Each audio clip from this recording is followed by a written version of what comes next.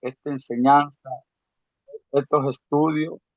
Señor, dale sabiduría, entendimiento al profesor, a nosotros, a los pastores, ministros, todo, cada uno de los que estamos presentes, Señor. Que sea de gran bendición, que pueda haber retención en nuestra vida. Que esto es para el desarrollo, crecimiento y avance de tu obra, Señor. Esta preparación que nos permite a través de este medio, Señor Jesucristo. Te damos gracias, te damos gloria, te damos honra. Amén y amén. Amén y amén. Gloria a Dios. Dios le bendiga a mi pastor Josué. Gusto saludarle. Ya, hermanos amados, Hermano, Dios vamos. lo bendiga. Bendiciones, hermanito. Amén. Dios le bendiga, hermana Miluska. Bueno, hermanos amados, vamos a ir ya desde ya a poder empezar la evaluación, la siguiente evaluación de presentación número 2, positiva. Amén. Así que mi pastor Jorge, Dios me lo bendiga. Si está por ahí mi pastor Bendic- Jorge. Bendiciones, hermanitos. ¿Me ven bien? ¿Se escucha bien o no? Sí, mi pastor. Sí, amén. Ya. Ya. Amén. Mi hermano Patricio, yo no traigo, porque no le pego mucho aquí al computador, solamente tengo mi bosquejo aquí nomás. Amén. Amén, mi Así que pastor. preparamos. Amén. La exposición de 15 Sí. minutos y si se pasa un poquitito, ni un problema, porque el tema que igual le tocó tocar, igual quizá va a ser un poquito extensivo. Así que con toda libertad, mi pastor, y Dios me lo bendiga. Amén. Bueno, primeramente, buenas tardes a todos mis pastores, mis hermanos, mi hermano Patricio. A mí me tocó, cierto, exponer en esta tarde el casamiento bíblico y el recasamiento. Bueno, este es un tema muy amplio y traté de reducirlo y espero que ustedes me puedan comprender lo que voy a exponer para que todos seamos bendecidos. Amén. Así que vamos a tomarnos del Génesis capítulo 2 verso 24 para poder comenzar. Y dice el texto sagrado, mis amados pastores, por tanto dejará el hombre a su padre y a su madre y se unirá a su mujer y serán una sola carne. Como introducción, el matrimonio es una institución divina, no es humana. El matrimonio es una institución establecida por Dios antes de la caída del hombre, antes que caiga Adán y Eva. Ya Dios había constituido, ¿cierto?, el matrimonio sagrado. Esta es una regla general para todos, para creyentes y para no creyentes. Eso lo voy a recalcar. Esta es una regla general para todos los que son creyentes y los que no son creyentes. Dios creó el matrimonio como un pacto santo. El matrimonio bíblico es indisoluble. A veces hay mucha confusión con este tema por no conocer lo que Dios estableció desde el principio. En la unión matrimonial, a nivel general, no importa qué autoridad dirija la ceremonia, sea un líder evangélico que puede dirigir la ceremonia, puede ser un líder católico, mormón, un testigo de Jehová, un lonco, hasta un gitano líder, o un ministro de fe, ¿cierto?, que trabaja en el registro civil, que es el que más conocemos nosotros. La Biblia nos enseña en Romanos capítulo 13, para poder entender lo que dije al último, en el versículo 1, la Biblia dice: sométase toda persona a las autoridades superiores, porque no hay autoridad sino de parte de Dios, y las que hay por Dios han sido establecidas.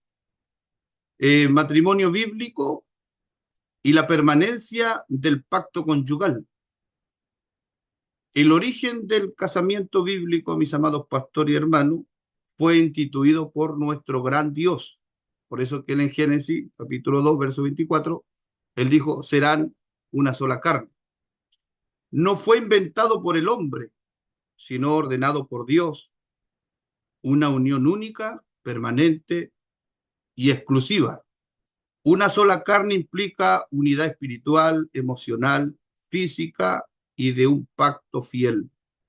Nadie puede romper este diseño porque es un diseño original, divino. Dios es testigo del primer matrimonio. Dios concluyó la ceremonia diciendo en Génesis capítulo 2, verso 24, y aquí igual voy a hacer un poquito énfasis o recalcar este texto, lo que dijo nuestro Dios. Por tanto, dejará el hombre a su padre y a su madre, y se unirá a su mujer, y serán una sola carne. Dios se presenta como testigo del pacto matrimonial. En Malaquías capítulo 2, verso 14, dice así la palabra de Dios: porque Jehová ha testiguado entre ti y la mujer de tu juventud, contra la cual has sido desleal, siendo ella tu compañera y la mujer de tu pacto. Por eso el matrimonio no es solo un contrato social, sino un pacto espiritual. El Señor Jesucristo, citando estas palabras, añadió en Mateo capítulo 19, verso 6, lo que Dios juntó, no lo separe el hombre. La voluntad de Dios para el matrimonio es la unidad permanente. Por eso que en Mateo, vuelvo a reiterar el mismo texto, 19:6, lo que Dios juntó no lo puede separar ningún hombre. Jesús recalca que la intención original no contempla separación. En el matrimonio tiene que haber fidelidad absoluta entre el hombre y la mujer. Eso fue lo que Dios estableció, una fidelidad absoluta. Por eso que en Hebreos capítulo 13, verso 4, la Biblia dice: honroso sea en todos el matrimonio y el lecho sin mancilla, pero a los fornicarios y a los adúlteros lo juzgará Dios.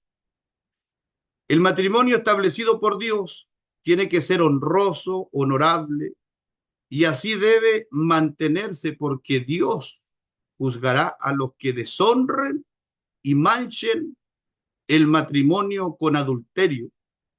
Dios quiere fidelidad, no solo en lo sexual, sino también en lo espiritual y en lo emocional. El gran modelo de amar, Cristo lo vino a demostrar cuando cierto Cristo vino a morir por la iglesia. Eso se asimila mucho al matrimonio, al esposo y a la esposa. En Efesios capítulo 5, verso 22 hasta el 33 dice, hasta el 31, dice: maridos, amad a vuestras mujeres, así como Cristo amó a la iglesia y se entregó a sí mismo por ella, para santificarla, habiéndola purificado en el lavamiento del agua por la palabra, a fin de presentársela a sí mismo una iglesia gloriosa, que no tuviese mancha, ni arruga, ni cosa semejante, sino que fuese santa y sin mancha. Así también los maridos deben amar a sus mujeres como a sus mismos cuerpos. El que ama a su mujer, a sí mismo se ama, porque nadie aborrece jamás a su propia carne, sino que la sustenta, la cuida, como también Cristo a la iglesia, porque somos miembros de su cuerpo, de su carne y de sus huesos. Y este es el texto que nuestro Dios dijo al principio, versículo 31. Por esto dejará el hombre a su padre y a su madre, y se unirá a su mujer, y los dos serán una sola carne. El divorcio, según la Biblia, el divorcio no fue instituido jamás por Dios, no fue permitido.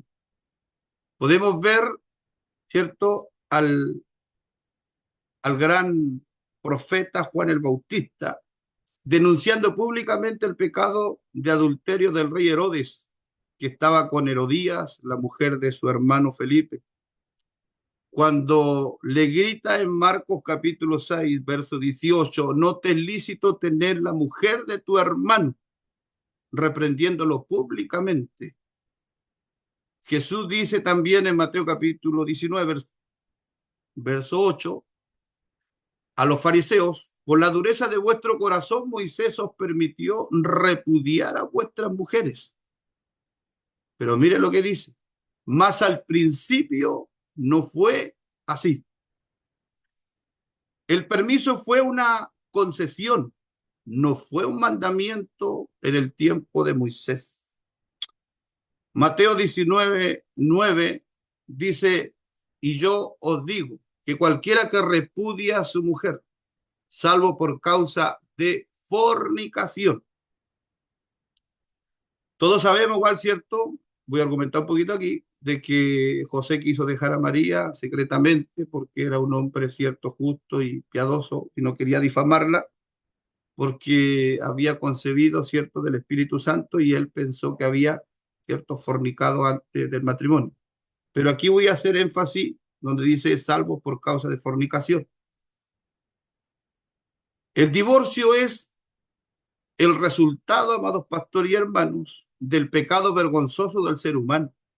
Es probable que el término fornicación se refiere a una conducta de inmoralidad que es menos grave que el adulterio, ya que el castigo para los adúlteros era la muerte en el tiempo de la ley, y también ciertamente en el tiempo cuando anduvo nuestro amado Señor Jesucristo. No era una carta de repudio. Lo podemos ver con la mujer adúltera, cuando los fariseos, ¿cierto?, la trajeron donde el maestro le dijeron: esta mujer ha sido sorprendida en el acto mismo de adulterio, y en la ley nos mandó Moisés a apedrear a tales mujeres. Tú pues, ¿qué dices? O sea, la orden era matar a los dos, ¿cierto?, que se sorprendían en adulterio, para que mueran y puedan volver a quedar libres y poder casarse. Vamos avanzando. En todas las dispensaciones, amados pastores y hermanos, Dios aborrece el divorcio. Malaquías capítulo 2, verso 16, dice: porque Jehová Dios de Israel ha dicho que él aborrece el repudio. Lo aborrece Dios. El divorcio rompe, pero no anula el pacto delante de Dios. Las personas que hoy día, ¿cierto?, se divorcian, no anulan el pacto que hicieron, ¿cierto?, delante de Dios. El papel legal no disuelve la unión espiritual, parte crucial para comprender que el recasamiento, amados pastores y hermanos, se considera adulterio. Por eso el adulterio es considerado bíblicamente por muchos teólogos, ciertos escritores, los que estudian a fondo este tema y son serios, lo califican como una violación a la santidad del matrimonio establecida, instituido por Dios. Es fuerte eso, pero es lo que la Biblia entrega. El recasamiento es la enseñanza de Jesús. Jesús declaró que el recasamiento es adulterio. Marcos capítulo 10, verso 11. Dijo: cualquiera que repudia a su mujer y se casa con otra, comete adulterio. Lucas capítulo 16, verso 18. El que se casa con la repudiada del marido adultera. Mientras el hombre o la mujer viva con el cónyuge, la segunda nupcia se consideran adulterio. Romanos capítulo 7, versos 2 y 3, y yo resumí un poquito esto: si en vida del marido la mujer se une a otro hombre, será llamada adúltera. Y ya estamos viendo, ¿cierto?, en las cartas paulinas, de que ya también, ¿cierto?, el apóstol Pablo está ordenando un poco las iglesias. Jesús jamás habló de una libertad para recasarse. Enseñanza de Pablo sobre el recasamiento, sobre el casamiento y recasamiento. La regla general, ¿cierto? Yo tomé dos textos de Primera de Corintios capítulo 7, versos 10 y 11. Primera de Corintios, capítulo 7, versos 10 y 11. Dice, pero a los que están unidos en matrimonio, mando no yo, sino el Señor, que la mujer no se separe del marido. Versículo 11. Y si se separa, quédese sin casar o reconcíliese con su marido, y que el marido no abandone a su mujer. Pablo entrega dos opciones bíblicas. Permanecer, si deciden separarse, permanecer sin casarse. O la otra opción es poder reconciliarse. El creyente no debe buscar un segundo matrimonio. La Biblia hasta aquí no lo permite. Primera de Corintios, capítulo 7, verso 39, para ir avanzando, hermanos. La mujer casada, dice, versículo 39, está ligada por la ley mientras su marido vive. Pero si su marido muere, libre es para casarse con quien quiera. Pero mire el detalle, con tal que sea en el Señor. O sea que puede volver a rehacer su vida si queda viuda o viudo el hombre, pero tiene que ser con un hermano, una hermana que sirva a Dios. Solo la muerte de alguno de los dos cónyuges nos libera del pacto matrimonial. Solamente la muerte. Romanos capítulo 7, verso 2 dice, porque la mujer casada está sujeta por la ley al marido mientras éste vive. Pero si el marido muere, ella queda libre de la ley del marido. Entonces, si puede casarse nuevamente cuando quede viuda. Claro que sí. Cuando quede viuda puede volver a rehacer su vida, pero con un hombre de Dios. Y aquí yo quise avanzar un poquito, mis pastores y hermanos, porque esta es una pregunta que lo he escuchado yo mucho y también en mi exposición quiero aportar algo.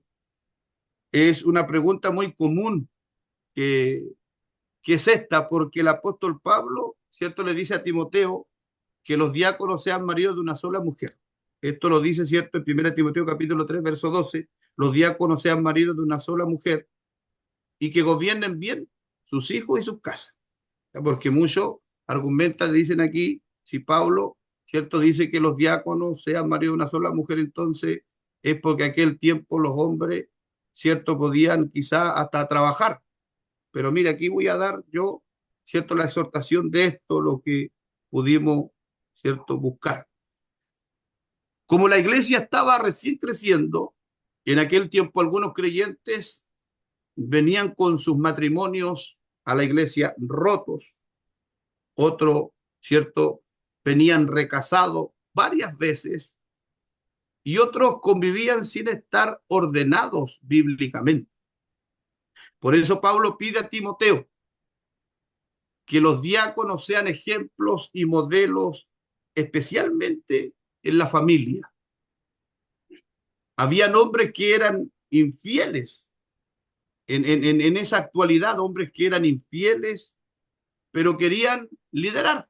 Eran infieles a sus esposas, otros tenían amantes y querían ser líderes, otros tenían terrible mal testimonio y querían, ¿cierto?, ellos coordinar y predicar y tener lugares de honra. Pero Pablo exige cierto carácter moral aquí y que sean sólidos. Pablo está diciendo que había gente recasada queriendo tomar funciones de honra. Por eso Pablo establece este requisito para los que querían ser pastores y diáconos. O sea, Timoteo tenía que observar bien y ver bien la vida, ¿cierto?, de cada individuo que él iba a honrar. Y también quiero hacer énfasis en esto, porque no tenemos que equivocarnos, porque a veces ahí nosotros tenemos dudas porque no tenemos mayores luces que dejó el apóstol Pablo sobre la gente que estaba, ¿cierto?, en estado de adulterio, como ya lo hemos visto cuando recién comencé a exponer. Los que permanecen, miren, en un estado de adulterio no se van en el día del arrebatamiento. Esto lo dice la Biblia. Mire, el mismo Pablo, en 1 Corintios capítulo 6, 9 y 11, dice, mire, ¿No sabéis que los injustos no heredarán el reino de Dios? Una pregunta. No el rey, dice el mismo apóstol Pablo, ni los fornicarios, ni los idólatras, ni los adúlteros, ni los afeminados, ni los que se echan con varones, ni los ladrones, ni los ávaros, ni los borrachos, ni los maldicientes, ni los estafadores heredarán el reino de Dios. Y mire el texto número 11. Y Pablo le está diciendo a los hermanos convertidos, y esto erais algunos, mas ya habéis sido lavados, ya habéis sido santificados, ya habéis sido justificados en el nombre del Señor Jesús y por el Espíritu de nuestro Dios. El que está en una conducta de pecado, de los cuales Pablo habla, y no se aparta y no se arrepiente, obviamente se suena la trompeta y están en esa posición. No digo que se van a perder ahora. Estoy diciendo que si están en esta posición de adulterio, no se van en el arrebatamiento. Mire, tomé algunos comentarios de los primeros cristianos. Por ejemplo, Clemente de Alejandría en el año 1000, o sea, en el año 195 después de Cristo, él dijo estas palabras: el que toma una mujer repudiada comete adulterio. Cipriano, en el año 250 después de Cristo, dijo: una esposa no debe separarse de su esposo, o si se separa, debe permanecer sin casar. La Lactancia, en el año 313 después de Cristo, él dijo estas palabras: el que se casa con una mujer divorciada es un adúltero. Ignacio, en el año 408 después de Cristo, dice que los adúlteros han violado la santidad del matrimonio, por lo tanto Dios los juzgará y recibirán un mayor castigo. Serán acusados de alta traición en el trono blanco de Dios. Ya estoy, ahí ya vamos por terminar. Puntos clave del tema. Punto número 1, Jesús llama adúltero o adulterio un segundo matrimonio mientras vive el cónyuge. Punto número 2, Pablo reafirma que el pacto matrimonial dura hasta que la muerte lo separe. 3, Dios odia el divorcio porque destruye el diseño original que Dios estableció. 4, la Biblia solo libera al hombre y a la mujer para casarse nuevamente cuando uno de los dos muere. ¿Cómo tenemos que aplicar este tema a nuestras congregaciones? Con gracia de Dios, pero con una verdad. No condenando, hermanos amados, a nadie, sino mostrándole la verdad de la palabra, esperando que sean restaurados para quienes ya se casaron por segunda vez. Solo les resta tomar este camino de arrepentimiento de forma voluntaria para buscar la ayuda de Dios y una vida ordenada en Cristo Jesús. La gran responsabilidad de la iglesia es enseñar el diseño original del matrimonio. Con esto termino con estas palabras. El matrimonio es un pacto permanente, serio, santo, delante del Dios vivo. Dios me lo bendiga, amados pastores, amados hermanos. Espero que en este corto tiempo me hayan comprendido. Amén, mi hermano Patricio, Dios me lo bendiga. Dios me lo bendiga, mi pastor Jorge Soto. Muy bien su exposición. Lo bueno, sabe que tengo que ser bien honesto, ¿ya? Todas las exposiciones que yo he visto hasta ahora han sido de un contexto bien bíblico. Y sabe que de verdad yo estoy súper contento porque la exposición en eso se refleja, en dar una buena exégesis de la escritura. Ahora, cuando mi pastor hablaba, por ejemplo, sobre la Constitución, recordemos que una Constitución, por ejemplo, cada estado tiene sus normas y sus leyes, pero esta lo del matrimonio, y recuerden que yo desde un principio le dije que dos cosas Dios constituyó. Cuando hablamos, por ejemplo, de Constitución, ¿no es cierto? Hablamos que se considera la ley suprema, o sea que esa ley Dios la constituyó, la iglesia y el matrimonio.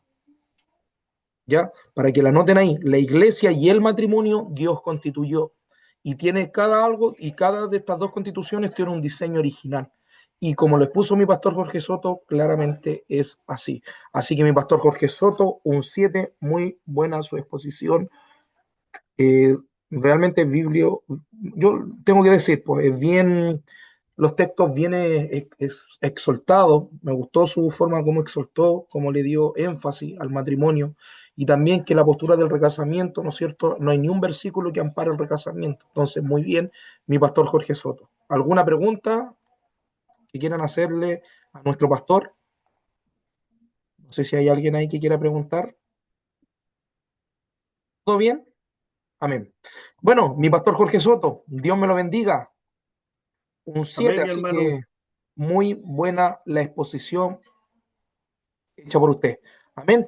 Así que le ponemos inmediatamente la nota a mi pastor Jorge Soto de evaluación. Un 7. Ya. Y vamos a la segunda exposición del día de hoy. La primera fue de nuestro pastor Jorge Soto, para que ahí los que no conocen a nuestro pastor Jorge Soto de Ancut, ya habló sobre el casamiento y el recasamiento.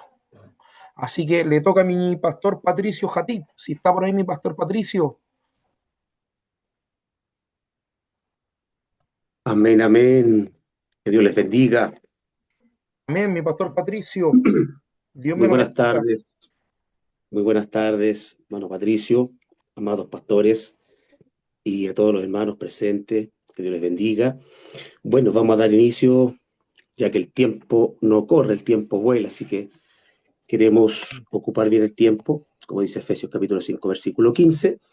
Bueno, nosotros hicimos un PowerPoint a la antigua, así a la vieja guardia, a la escuela antigua, así que voy a tratar de poner la cámara para que ustedes lo vean, ya escrito ahí en un papelógrafo, ya que también somos un poco lento con lo que es ¿no es cierto?, la tecnología, y no estaba nuestro hijo que nos maneja la computación, así que lo voy a poner, y si a alguien después, bueno, le interesa el tema, igual lo puedo compartir ahí en el grupo. A nosotros nos tocó el tema sobre las 7 fiestas solemnes judías, a menos que también vimos un poquito más, pero vamos a hablar de las 7 más importantes o más relevantes, ¿ya? Vamos a ver si es que podemos, a ver si se ve ahí el papelógrafo. Ya, no sé si se puede agrandar. No, ¿me lo puedo acercarte? Sí, y si se ve un poquitito ya comenzamos.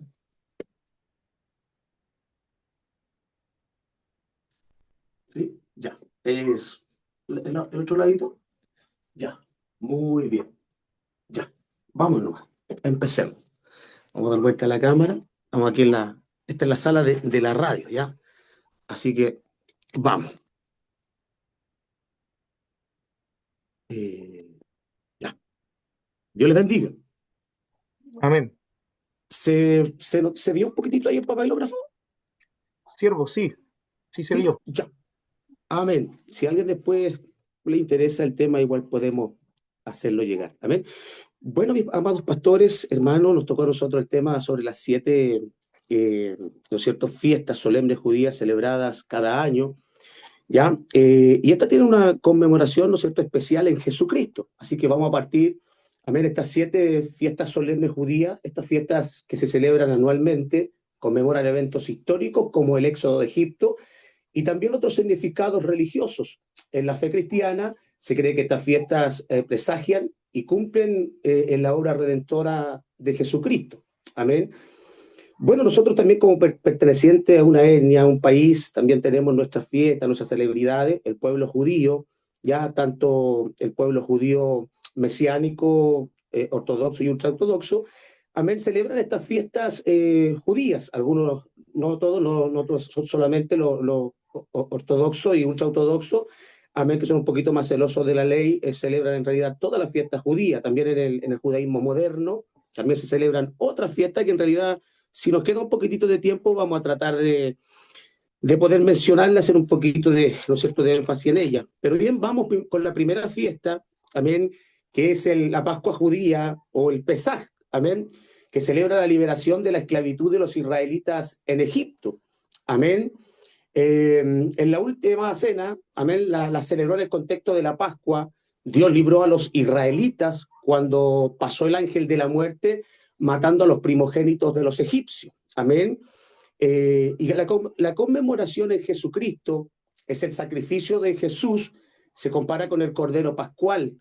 La última cena, amén, se celebra en el contexto de la Pascua. Amén, aquí en la fiesta de la Pascua, como todos sabemos, esto ya es como materia de escuela dominical, gloria al Señor, se celebra, ¿no es cierto?, la salida o el éxodo ¿no es cierto?, de los 400 y algo años de esclavitud del pueblo de Israel, en la cual, ¿no es cierto?, se marcaron los dinteles de la puerta, amén, con la sangre, ¿no es cierto?, del cordero sacrificado, amén, y el ángel de la muerte pasó por alto la casa de los israelitas, y en Jesucristo representa ese cordero pascual, amén, que vino a liberarnos de la muerte y del pecado, amén.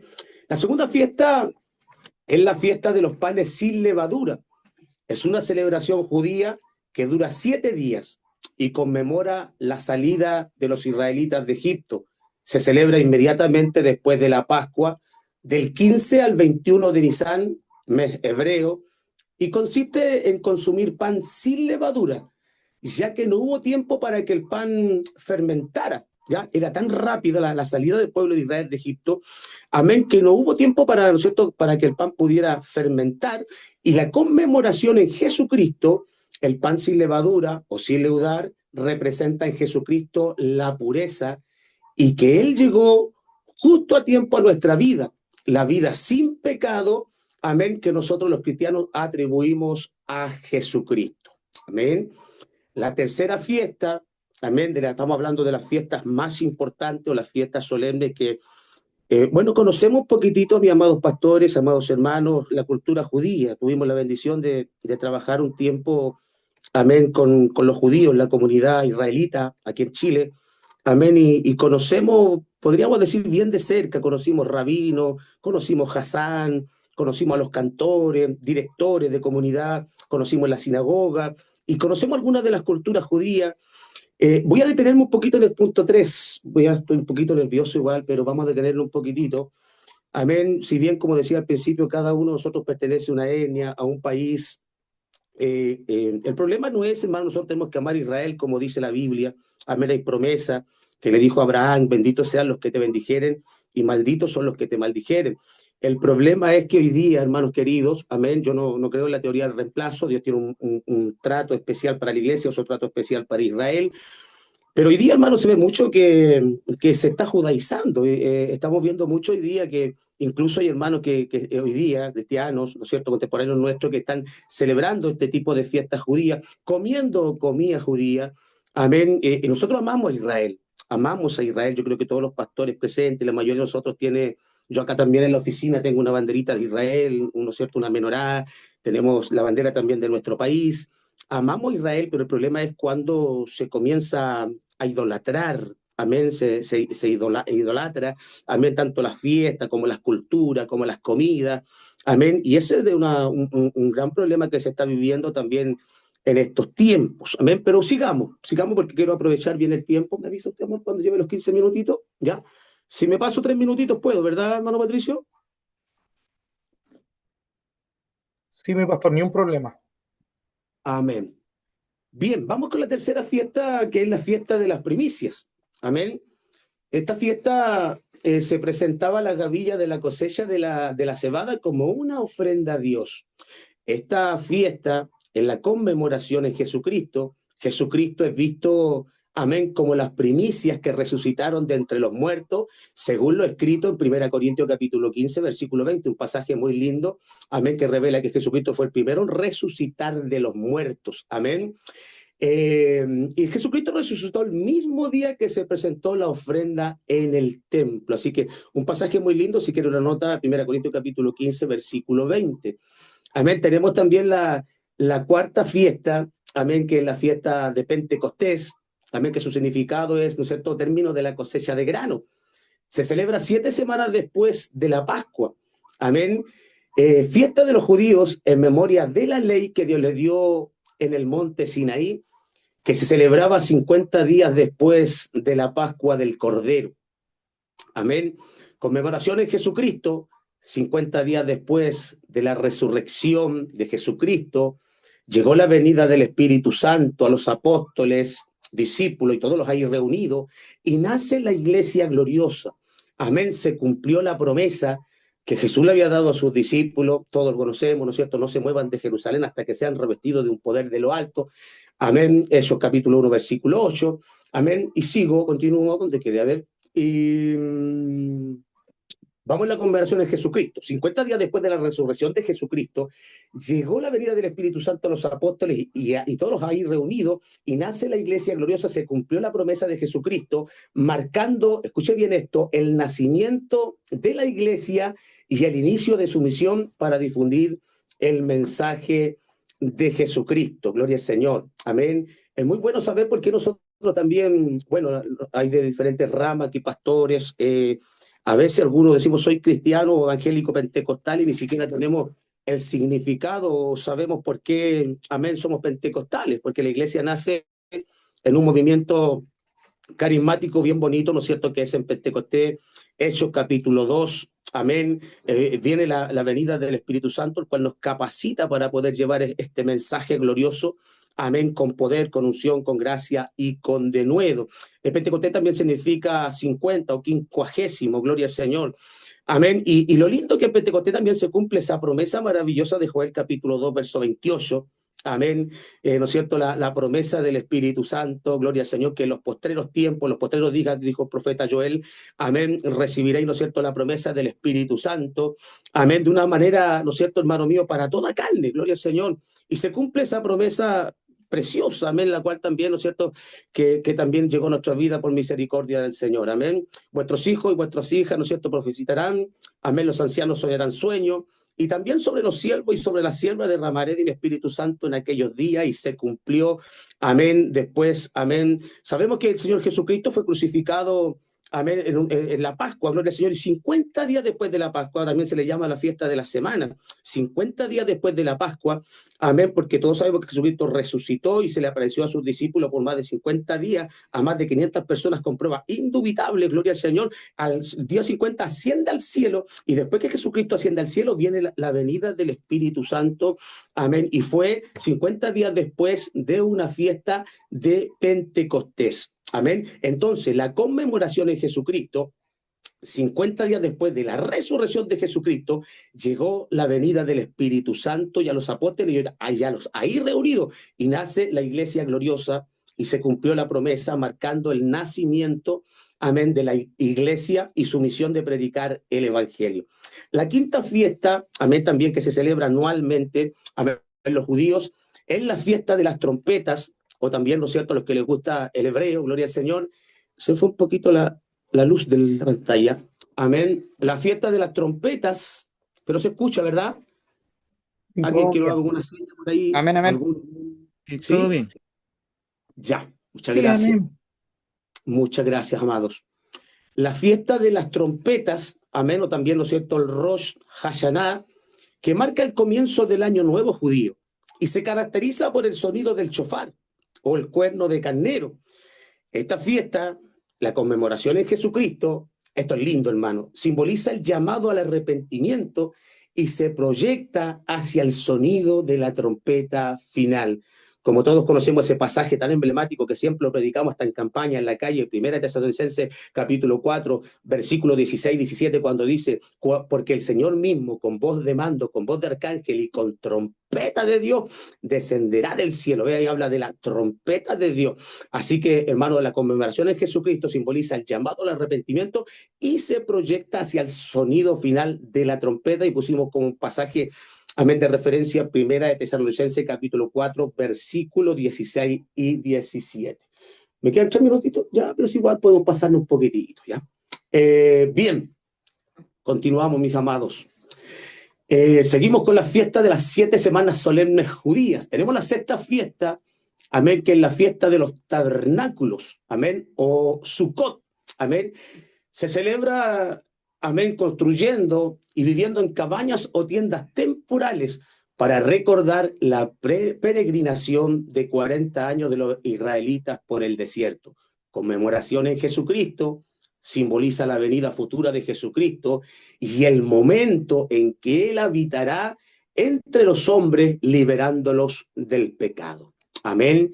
Como séptima fiesta judía, y yo quiero decirle, hermano, porque yo como estuve trabajando con los judíos, conozco muchos rabinos, conozco gente, directores de la comunidad, conocí a esta gente bien linda y hermano, y hasta el día de hoy, para ellos, una de las fiestas más importantes en el calendario judío, amén, es la fiesta, ¿no es cierto?, el día de la expiación o el Yom Kippur. El Yom Kippur se celebra 10 días después del Año Nuevo Judío, del Rosh Hashanah.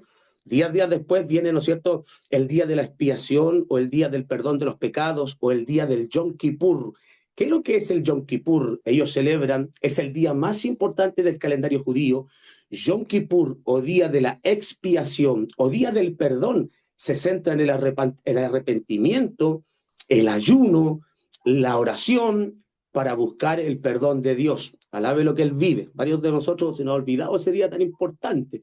Ojalá volvamos a los ayunos intensos, a la oración, a la búsqueda, gloria al Señor, al arrepentimiento genuino de todo nuestro corazón, para buscar el perdón de Dios y la reconciliación. Y este día hermoso, hasta el día de hoy, este día hermoso concluye, finaliza con un ayuno, amén, de 25 horas, un ayuno, amén, general, amén, todo el pueblo de Israel, todos los judíos, amén, creyentes, ortodoxos, ultraortodoxos, incluso hasta, me atrevería a decir que los judíos, amén, tradicionalistas, también, hermano amado, terminan con este ayuno de 25 horas, amén, en el día del perdón, el día del Yom Kippur. La conmemoración en Jesucristo, amén, se centra en que Jesucristo, esto es lindo, hermano, amén, en que Jesucristo es visto como el sumo sacerdote definitivo que ofrece expiación externa y acceso directo a Dios, anulando la necesidad de los rituales, amén, del templo de la antigüedad. Gloria al Señor.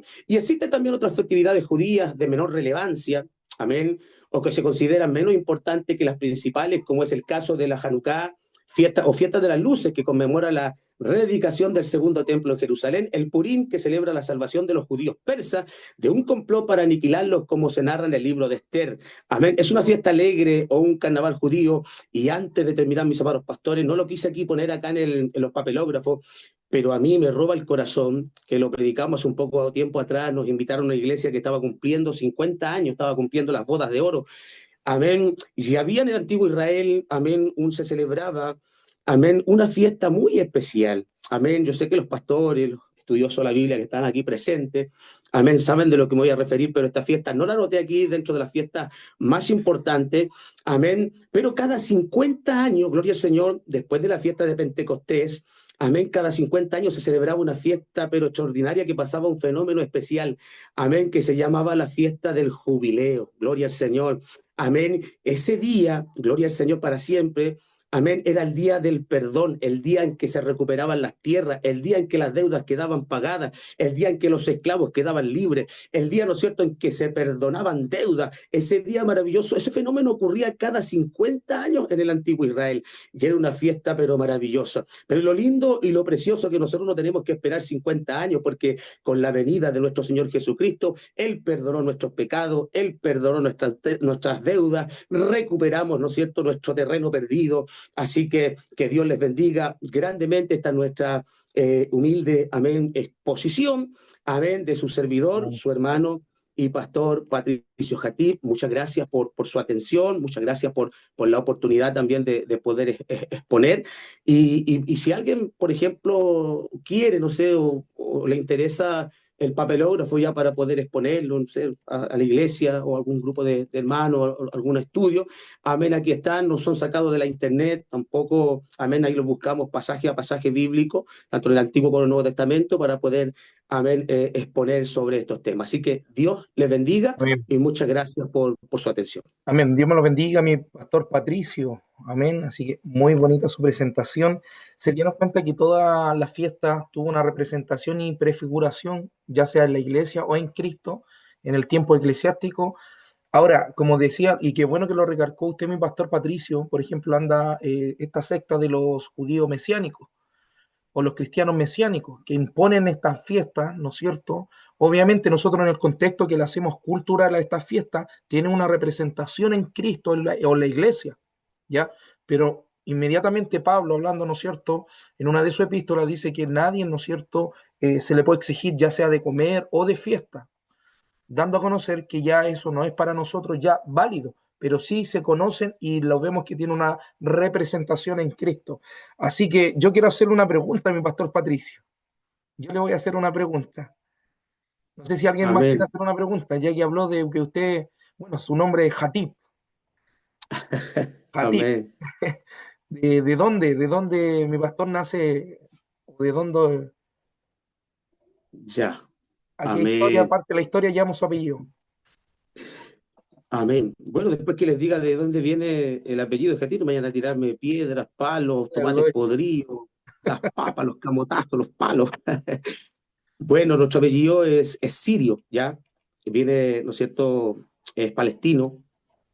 Yo no lo conocí, pero el papá de mi papá se llama Abdel Hatib, ¿ya? Y él, creo, no sé, me imagino que ya no debe estar vivo. Él vivía aquí en Chile, ahí en el sector de Patronato, tenía unas tiendas y acá en Curicó. Es una historia un poquitito larga, de hecho, fuimos una vez cuando jovencito a la comunidad palestina aquí en Chile. Nos ofrecieron mucha ayuda, nos ofrecieron incluso estudio universitario. Nosotros cuando chicos éramos muy pobres, pero muy pobres. Hasta el punto, mis amados pastores, no voy a terminar llorando usted, pues hasta el punto que tuvimos que salir a mendigar, a pedir casa por casa. Yo me recuerdo que cuando chicos íbamos a Las Condes, los Barnechea, a la Dehesa, con mis hermanos, y a pedir, pues a pedir por las casas, a pedir. Muchas veces nos echaron carabineros, tuvimos que salir arrancando como niños asustados.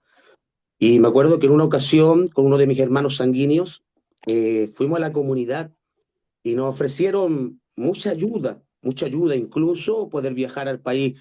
Nos enseñaron cuál era el significado del apellido. El significado del apellido Jatib significa predicador o el que expone el sermón del día viernes. Aleluya. ¿Ya? Gloria al Señor.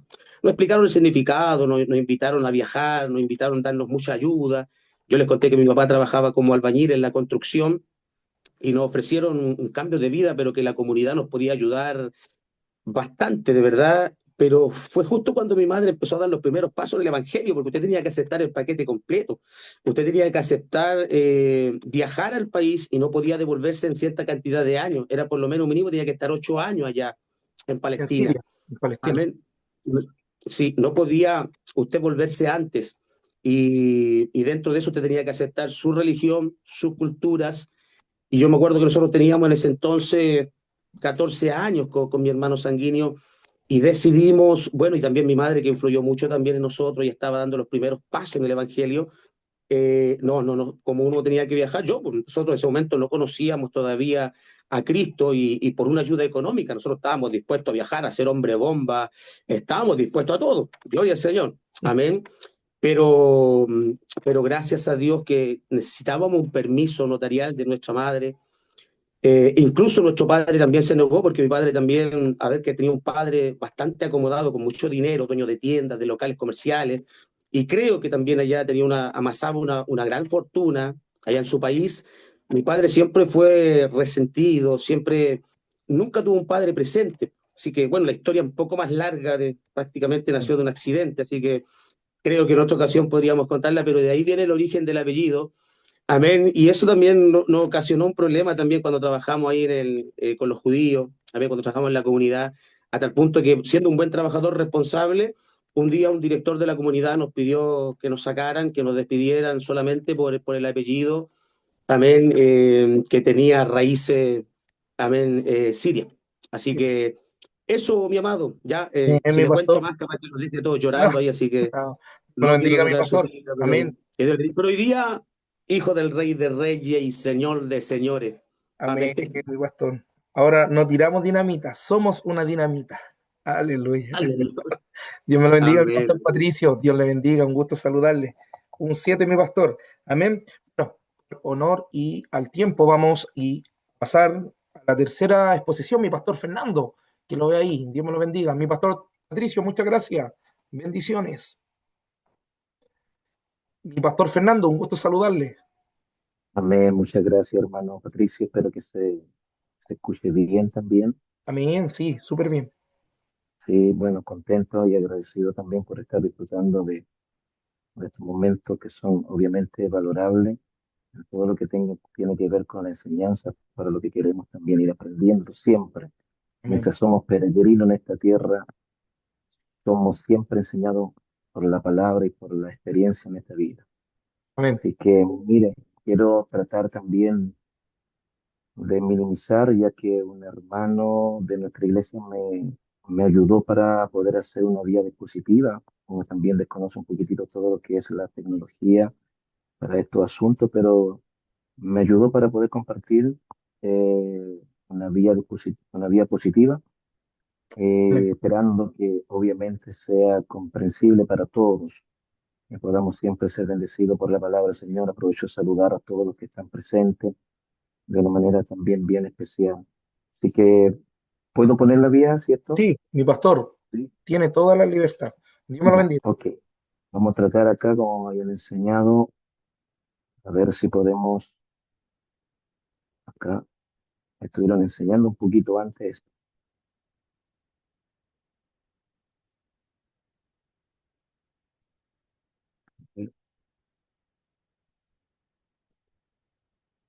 Por ahí se aprecia.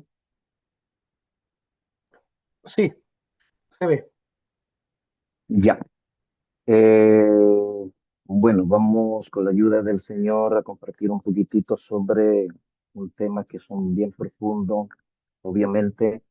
Y vamos a tratar de poder ser también prudente con el horario y tratar de dar lo que más podemos una explicación sobre la expiación, ya sobre lo que me ha tocado compartir a mí, y lo hacemos con la ayuda del Señor.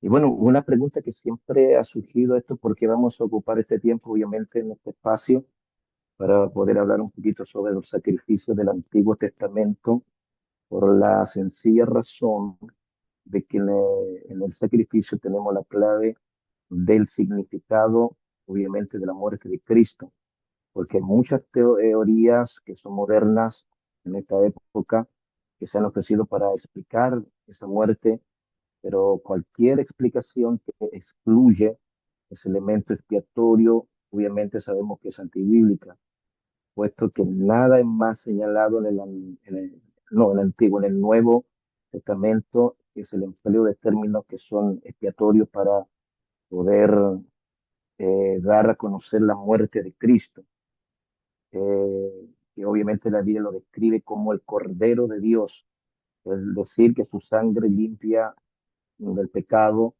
y compra la redención, el enseñar que murió por nuestro pecado. Todo esto a nosotros nos equivale a decir que la muerte de Jesús era un sacrificio verdadero por el pecado. Eh, Cuando hablamos de expiación, nos damos cuenta que no fue un expediente, y esto es importante también que podamos considerarlo, que cuando hablamos de expiación, este no fue un expediente que fue tardío o que fue un pensamiento de último momento de parte de Dios, porque cuando nos vamos al principio de esto, a la caída del hombre, obviamente nos damos cuenta que esto no tomó a Dios por sorpresa, ni necesitó algunos pasos rápidos para que el Señor pudiera obviamente remediar esta caída, porque antes de la creación del mundo, aquel que sabe el fin desde el comienzo, hizo obviamente esa provisión y tomó medidas para la redención del hombre. Entonces es importante también obviamente considerar eso, eh, porque esta verdad obviamente es apoyada por la Biblia, porque describe a Jesús como el Cordero que fue inmolado desde el principio del mundo, como lo señala Apocalipsis en el capítulo 13, versículo número 8, como también lo señala el Cordero Pascual, que era predestinado en varios días antes de morir, como lo también señala Éxodo en el capítulo número 12, versículo 3, y también el verso número 6, cuando Cristo, el Cordero sin mancha ni contaminación, había sido ya destinado desde antes de la fundación del mundo, pero manifestada en los posteriores tiempos por amor a nosotros, como dice también el apóstol Pedro en su primera carta, en el capítulo número 1, en el versículo número 20, porque adquirió para el hombre vida eterna, que Dios le prometió antes del principio de los siglos, como dice Tito en el capítulo número 1, en el verso número 2. Amén. Entonces, el que hubiera un grupo de personas santificadas por este sacrificio fue decretado antes de la fundación del mundo. Lo señala Efesios capítulo 1, verso número 4. Y Pedro le comunicó a los judíos que aunque por su ignorancia habían crucificado a Cristo con manos malvadas, no obstante había cumplido el plan eterno de Dios, puesto que había sido entregado por el determinado consejo y anticipado conocimiento de nuestro Dios, como lo señala el libro de los Hechos, en el capítulo número 2, verso número 23. Entonces, para poder hablar un poquitito sobre la expiación, que son temas que obviamente son muy extensos, pero vamos a tratar de minimizarlo y tratamos de minimizarlo, hermano Patricio, de la mejor manera. La expiación bíblica es uno de los temas que son centrales en toda la escritura. ¿Por qué? Porque esto se refiere a un acto mediante el cual se cubre, se borra o se quita el pecado, que es la palabra o el término de la expiación, donde el propósito es restaurar la relación entre Dios y la humanidad. En la Biblia, la expiación siempre ha implicado un sacrificio y nos señala que también es una sustitución y también una reconciliación. Eso es lo que hace, obviamente, Jesucristo por amor a nosotros. Eh, en esta parte quiero hablar un poquito del desarrollo en el Antiguo como también en el Nuevo Testamento y la importancia teológica. ¿Qué significa expiación? La palabra hebrea es kippur, de kapar, y literalmente significa cubrir, borrar, limpiar y reparar. Hacer que alguien pueda volver a estar en una buena relación con Dios. Eso es efectivamente lo que significa la expiación, hacer alguien que vuelva a estar en una buena relación con Dios. Bueno, todo esto sabemos que se relaciona en Cristo. En el griego del Nuevo Testamento se usa islamos o hilasterión, que se relaciona con propiciación. Me parece que aquí, un poquitito acá, a ver, vamos a ver si lo podemos, así que se me pegó acá. ¿Se me ve bien allá o no? Sí, mi pastor, se ve súper bien, no hay ningún Ya. problema. Entonces, ya, en el griego entonces del Nuevo Testamento se usa ilamos o hilasterión, que se relaciona con propiciación. Que la propiciación habla del apaciguamiento, de la justa ira de Dios, que obviamente todos lo merecíamos. Y la expiación viene a eliminar el pecado. Entonces, continuamos. Como punto número 2, la expiación en el Antiguo Testamento, el sacrificio como medio de expiación, obviamente representa nuestro sacrificio, que un inocente moría en el lugar del pecador, por eso se le llama sustitución. Lo que dice Levítico en el capítulo número 17, en el versículo número 11. Levítico capítulo número 17, versículo 11. Dice el texto, porque la vida de la carne en la sangre está, y yo los he dado para hacer expiación sobre el altar por vuestras almas, y la misma sangre hará expiación de la persona. Bueno, se describe dentro de la expiación también, ¿cierto? La vida, la carne, la sangre está, le ha dado para hacer la sangre expiación. Bueno, se describe también la sangre, que también tenemos que considerar esto como el ¿Tienes info? vida misma. ¿Aló? ¿Sí? Mi pastor, ¿Sí?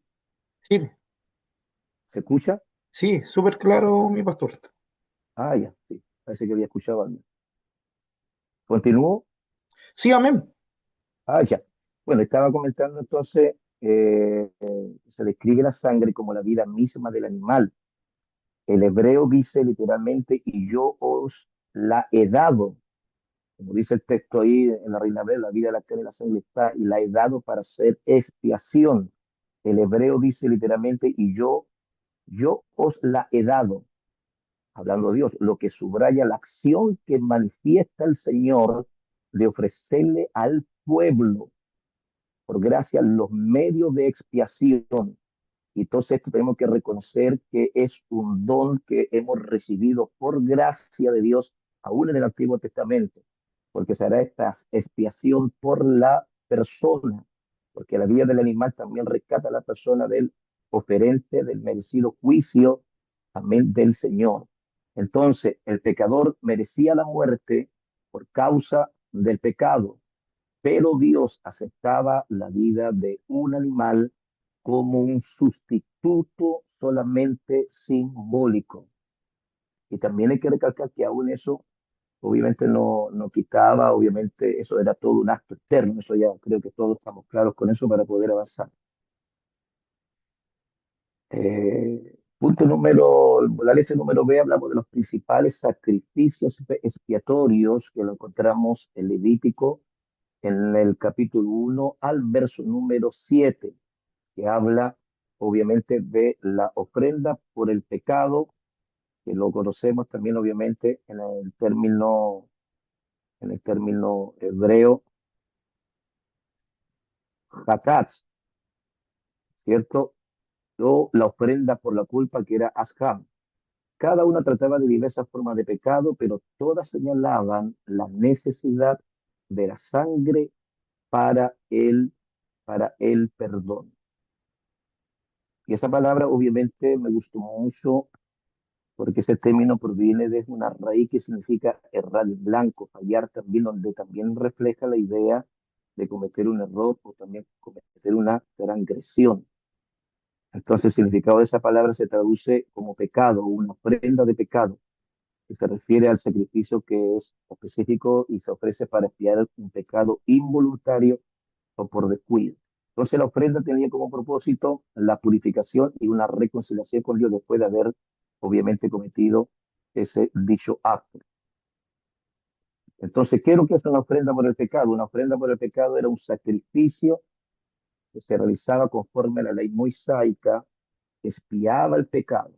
La frase hebrea para ofrendar por el pecado significaba literalmente ofrenda por la culpa. La ofrenda por el pecado se hacía por los pecados que se cometieron por ignorancia o pecados involuntarios. Y el método ritual de la ofrenda por el pecado y el animal que se ofrecía variaban dependiendo, obviamente, de la condición del pecador. Por ejemplo, un sumo sacerdote que pecaba sin intención ofrecía un toro joven. Un rey o un príncipe ofrecía un macho cabrío joven. Los particulares sacrificaban un macho cabrío o un cordero, a menos que fueran demasiado pobres, en cuyo caso solo debían ofrecer los tórtolas o palominas. Entonces, los detalles completos de la ofrenda por el pecado y todos los requisitos que están en este tema relacionado con ella, también la podemos encontrar ahí en Levítico, en el capítulo 4, como también en el capítulo número 15, para poder, obviamente, adquirir más información sobre esto.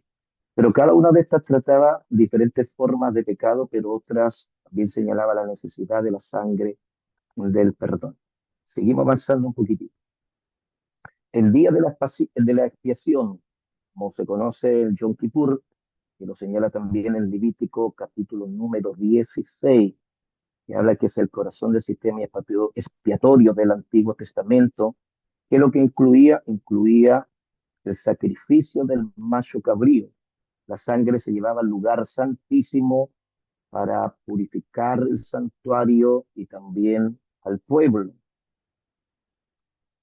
También existía el chivo expiatorio, donde el sumo sacerdote ponía las manos sobre el animal, que es lo que hacía el sumo sacerdote, confesaba los pecados del pueblo, y el animal era enviado al desierto simbolizando que las culpas eran retiradas, y es un cuadro poderoso de sustitución, purificación, que quita el pecado y también trae reconciliación.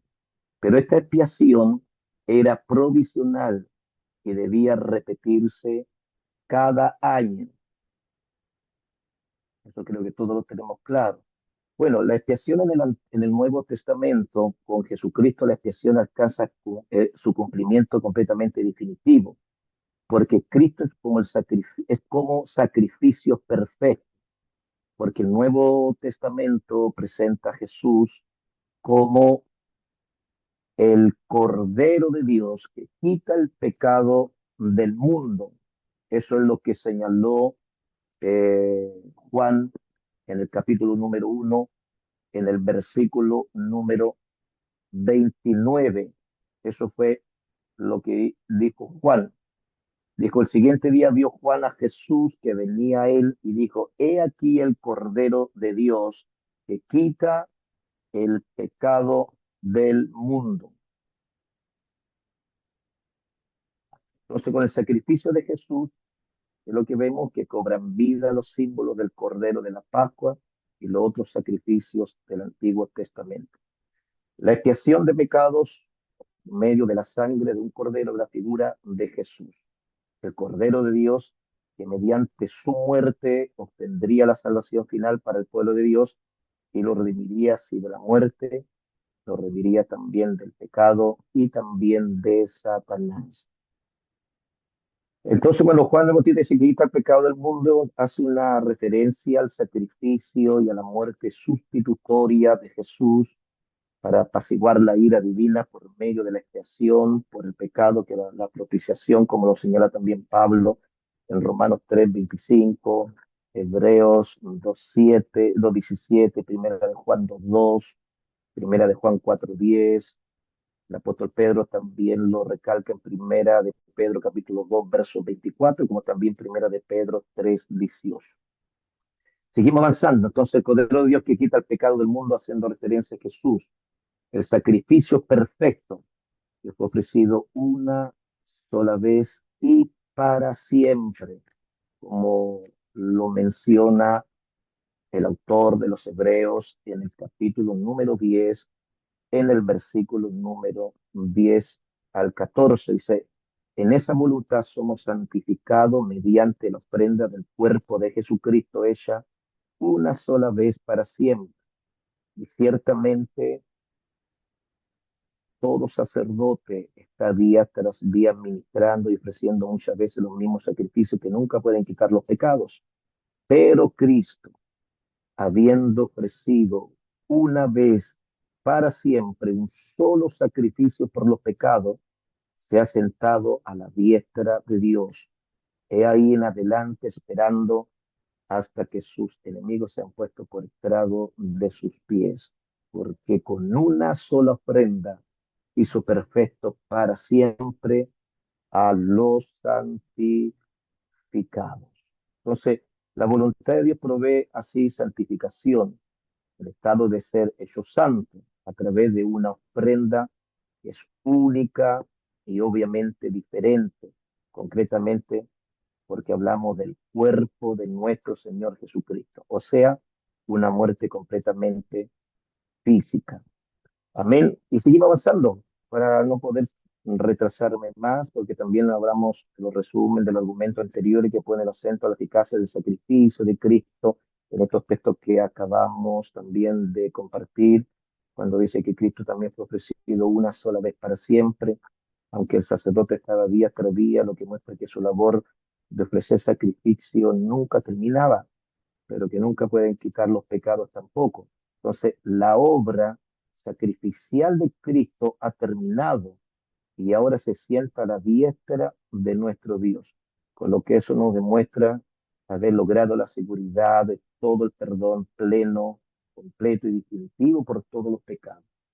También está nuestro sumo sacerdote, que también lo señala el autor de los Hebreos. Entonces, en el Nuevo Testamento se presenta a Jesús como el Cordero de Dios que ya quitó el pecado del mundo, como el sacrificio perfecto ofrecido una sola vez y para siempre. Y lo que dice Hebreos 7:25, nuestro sumo sacerdote que también intercede por nosotros, dice, el cual puede también salvar perpetuamente a los que por él se acercan a Dios. Verso 25, eso estoy leyendo, por lo cual puede también salvar perpetuamente a los que por él se acercan a Dios, viviendo siempre para interceder por ellos. Amén. Entonces avanzamos con la ayuda del Señor. Entonces, nos damos cuenta que Jesús, obra la expiación de su vida sin pecado, por su muerte sustitutiva en la cruz y por su sangre derramada y por su resurrección. La expiación como propiciatorio. Jesús satisface la justicia divina, porque primero de Juan 2:2 dice que Él es la propiciación por nuestros pecados. Y Él es la propiciación por nuestros pecados, y no solamente por los nuestros, sino también por lo de todo el mundo. Esa propiciación que usa ahí es el griego ilasmo, que significa un sacrificio que toma la ira de Dios y la convierte, la transforma en favor. Y esta palabra coincide con el significado de la palabra española que habla también el apóstol Pablo ahí en Romanos 3:25, como un sacrificio perfecto por el pecado. ¿Qué es lo que hace Jesús? Aplaca la ira de Dios, pero por todo lo del mundo. Amén. Entonces, esto no significa que Dios sea caprichoso, deba ser aplacado, sino que su justicia perfecta requiere enfrentar el pecado. Entonces, Cristo, por amor, tomó y toma nuestro lugar. Hermoso el Señor. Expiación como reconciliación. La obra de Cristo no solamente quita el pecado, sino que también restaura la relación. El apóstol Pablo dice ahí en 2 Corintios, en el capítulo número 5, en el versículo 19, dice, Dios estaba en Cristo reconciliando consigo al mundo. 2 Corintios, capítulo 5, verso 19. Dios el que reconcilió consigo mismo por Cristo a nuestras vidas. Amén. Va avanzando Laurita, así que vamos a seguir avanzando, porque eso está clarito. Imágenes bíblicas de la expiación. La Biblia usa varias metáforas para explicar lo que Cristo hizo. Sustituyó, que se refiere a la sustitución. Él muere en nuestro lugar. También habla de un rescate, de una redención, que paga el precio de nuestra libertad. También habla de la justificación, que somos declarados justos. Y también está la reconciliación, que somos restaurados a la comunión con Dios. Entonces ahí está la imagen bíblica de la expiación, la sustitución, el rescate, la justificación y la reconciliación. Y la purificación, que es el último, porque nuestro pecado es limpiado mediante la sangre de Cristo. Entonces hoy ya tenemos victoria, porque Cristo derrota al mal, derrota al pecado y derrota la muerte. Pablo lo dice ahí en Colosenses capítulo número 2, versículo 14 al 15. Entonces nos damos cuenta en este tema tan extenso de la expiación. Es una obra multidimensional y una obra completamente perfecta de nuestro gran Dios y Salvador Jesucristo. La importancia teológica de la expiación es esencial. ¿Por qué? Porque revela la gravedad del pecado, muestra el amor y muestra la justicia de Dios. Permite el Señor, por medio de la expiación, nuestro perdón y también la vida eterna. Fundamenta el Evangelio. ¿Qué? Porque abre el camino al acceso completamente directo a nuestro Dios. Y sin expiación no tendríamos salvación. Amén. Así que Eso sería, mi hermano Patricio. Muchas gracias a todos por este tiempo también y por haber puesto atención. Y como con la ayuda del Señor hemos tratado de minimizar este, este tema de la expiación, que es bastante extenso, los temas son bastante profundos. Hemos tratado de exprimir un poquito durante estos minutitos todo lo que pudimos hablar de la expiación, adelante y deseando que haya sido comprensible y entendible para todo lo que estamos queriendo aprender cada día más del Señor. Así que muchas gracias. Mi pastor, Dios me lo bendiga. Bueno, estoy un poquito enfermo. Muy, muy bien, mi pastor amado. Se ve que, bueno, el PowerPoint está bien puesto. Lo bueno de las presentaciones, lo vuelvo a reiterar, siempre avalar el tema sobre el tema de los versículos bíblicos. Ellos son los que amparan nuestras temáticas, así que muy bien, excelente. Y recordar, ¿no es cierto?, que la expiación es la acción, ¿no es cierto?, de reparar o enmendar. Entonces tenemos que tener claro eso, ¿no es cierto?, o una penitencia, mediante, ¿no es cierto?, ¿no es cierto?, había un sacrificio de por medio, como había expuesto nuestro pastor, que era a través, ¿no es cierto?, de un animalito, y la expiación perfecta, como lo dice el apóstol, una vez y para siempre en Cristo Jesús. Así que Dios me lo bendiga grandemente, mi pastor Fernando. Lo vamos a evaluar inmediatamente. La nota un 7. Amén. Y dicho esto, basado a todo esto, mi pastor Patricio, mi pastor Jorge Soto, bueno, y los que ya expusieron la clase anteriormente, por ejemplo, estaba mi pastor Hipólito, mi pastor Jesús, no, mi hermano Cristóbal.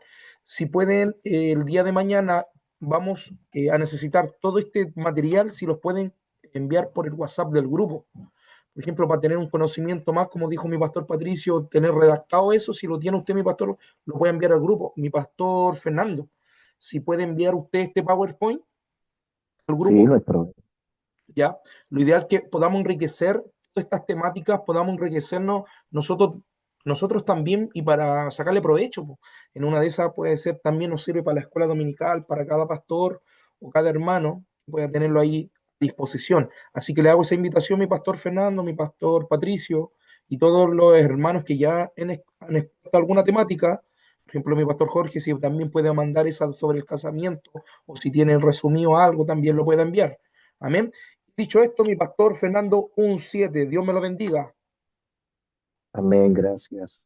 Oiga, mi hermano Patricio, una cosita breve, 10 segunditos que Pastor. también, obviamente, nos ponemos nerviosos.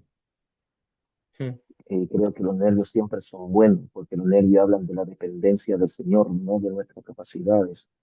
Pero siempre es importante que todos los sacrificios que se realizaban en el Antiguo Testamento a través del animal, no había realizar la redención espiritual, pero no había redención del alma, ¿cierto? Entonces con Cristo hoy día tenemos una redención que se nos metió para adentro, ¿no? Bendijo el Con alma de todo. Dios. Buen apunte. Buen apunte, mi pastor Fernando. Sí, Lo veía para mí muy importante y no quería quedarme con eso y muchas cosas más. Así que muchas amén. gracias por Amén. darme Buen esta oportunidad de punto por aprender. aclarar, mi pastor, porque de verdad había una separación espiritual entre Dios y el hombre. Entonces, a través de esta redención y esta expiación en Cristo, ¿no es cierto?, pasamos a obtener la salvación de nuestra alma. Amén. Recuerda que había una zona intermedia antiguamente que se llamaba el seno de Abraham, donde iba la alma justa, eran justificadas, recuerden, ¿ya? Pero no había un precio de por medio de que esa alma iban a ir a la presencia misma de Dios. Amén. Así que Dios me la bendiga grandemente, mi pastor Fernando, y vamos, por honor al tiempo, mi hermano Sebastián, que lo tengo acá. Después mi pastor Josué. Gobierno teocrático. Dios me lo bendiga, mi hermano Sebastián. Adelante. Amén, Dios le bendiga a mi hermano Patricio. Primeramente, ¿se escucha bien? Sí, Amén. amén. Bien, Dios le bendiga a cada uno de los pastores, hermanos que está conectado. Bueno, en esta clase, hermanos míos, se me ha encomendado poder exponer acerca del gobierno teocrático, hermanos queridos, y vamos a analizar y exponer el concepto de gobierno teocrático, sus manifestaciones históricas e implicaciones teológicas del gobierno teocrático. Y para ello, hermanos míos, yo quiero tomarme de un texto base que es Isaías, capítulo 33, verso 22. Isaías 33, 22, que dice así, en el nombre del Señor. Porque Jehová es nuestro juez, Jehová es nuestro legislador, Jehová es nuestro rey, él mismo nos salvará. Amén. Ese es el texto base con que quiero yo empezar a hablar acerca de la teocracia. Primeramente decir que la palabra teocracia no aparece en la Biblia como tal, pero la palabra teocracia define, hermano mío, todo lo que la Escritura nos habla acerca del gobierno de Dios, la soberanía de Dios, el reinado de Dios, Dios como legislador, Dios como juez. Y para definición de concepto, hermano mío, la palabra teocracia en su etimología viene del griego, que significa palabras compuestas de dos. El primero es teos, que significa Dios, y kratos, que significa gobierno o poder, ¿ya? Queda por definición entonces gobierno de Dios. Y esto es el modelo ideal para toda autoridad. Autoridad de gobierno, autoridad eclesial, autoridad en todo. Es Dios el ideal, el modelo ideal de toda autoridad. Y en esta tarde quiero tomar también a la nación de Israel.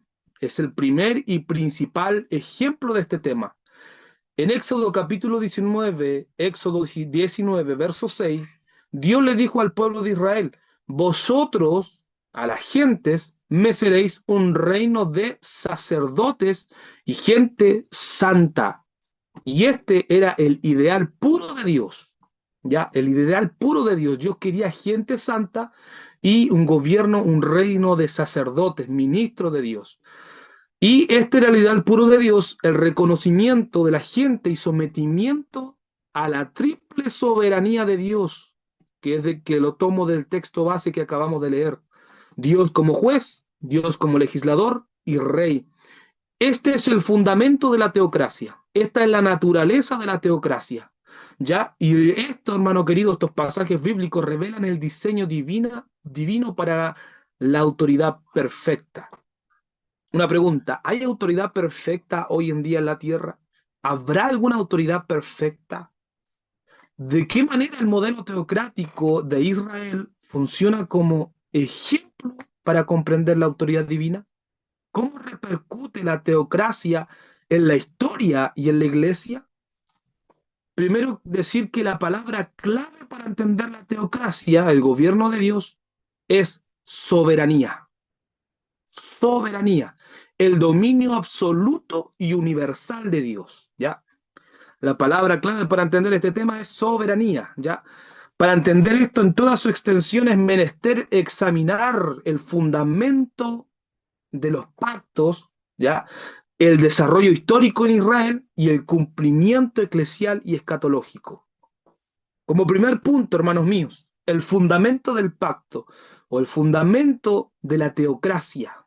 Dios como juez, legislador y rey.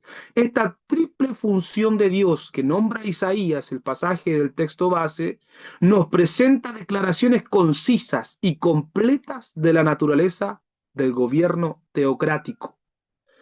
Cuando el pueblo de Dios está bajo la soberanía de Dios, experimenta el kratos de Dios, experimenta el poder, el gobierno, esta manifestación de esta triada de roles gubernamentales esenciales.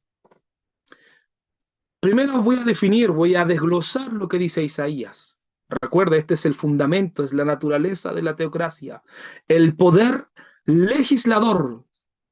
Isaías nos dice que Dios es legislador, nuestro legislador, y dice que el legislador es el poder normativo, aquel que graba e inscribe leyes, el dador de estatutos. La ley o la Torá emana directamente de Dios y no de un ministerio de juristas, no de un parlamento, sino que emana directamente del carácter de Dios. ¿Ya? Por lo tanto, la ley es una proclamación del carácter santo de Dios. No es, hermano querido, una opción, no es arbitrario, no es por capricho, no es por deseo obedecer. Si somos pueblo, si Israel es pueblo, tiene que obedecer porque es el camino para que el pueblo refleje la santidad. Y Dios se lo exigió en Levíticos capítulo 19, verso 2. Habla a toda la congregación, le dijo Moisés, y diles, santos seréis, porque santo soy yo, Jehová tu Dios. ¿Ya? Se expresa primero también en Éxodo capítulo 20, ya donde con los 10 mandamientos, ¿cierto? Era el código que establece las normas de relación horizontal para tener una relación vertical, o sea, con Dios. Dios establecía normas, códigos morales para tener una sana relación horizontal, o sea, con mi prójimo, para poder tener una relación vertical, o sea, con el Señor.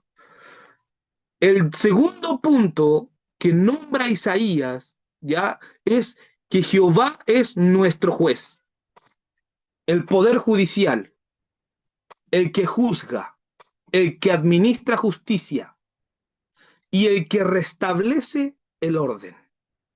La teocracia de Dios es la autoridad judicial suprema. Suprema. No hay nada más después de esto. No hay nada más después de Dios. Y la implicación teológica de esta teocracia es que el juicio divino no es solo un acto de condena, sino primordialmente un acto de redención y restauración. Dios juzga para proteger, primeramente, los lindeles bíblicos, sus órdenes, la ley, ya para proteger también a los oprimidos. Salmos capítulo 72, verso 2 dice así, Salmo 72, 2, Él juzgará a su pueblo con justicia y a tus afligidos con justicia también, para mantener la integridad del pueblo, claramente.